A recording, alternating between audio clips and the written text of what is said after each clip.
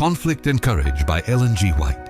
A Blessed Partnership, March 9. And the Lord was with Joseph, and he was a prosperous man, and his master saw that the Lord was with him, and that the Lord made all that he did to prosper in his hand. Genesis 39:2-3. Arriving in Egypt, Joseph was sold to Potiphar, captain of the king's guard, in whose service he remained for 10 years. He was here exposed to temptations of no ordinary character. He was in the midst of idolatry.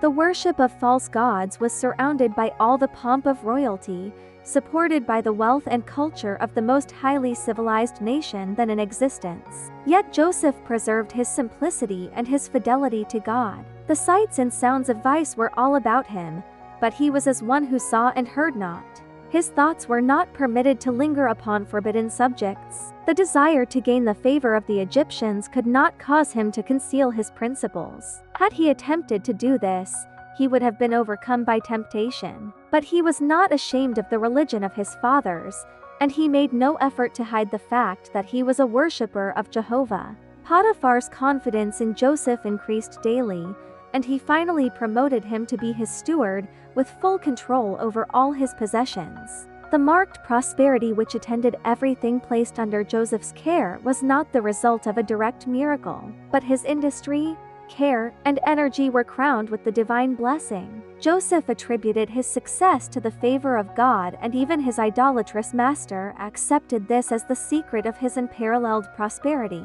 Without steadfast, well-directed effort, however, success could never have been attained. God was glorified by the faithfulness of his servant. It was his purpose that in purity and uprightness the believer in God should appear in marked contrast to the worshippers of idols, that thus the light of heavenly grace might shine forth amid the darkness of heathenism. Joseph's gentleness and fidelity won the heart of the chief captain, who came to regard him as a son rather than a slave.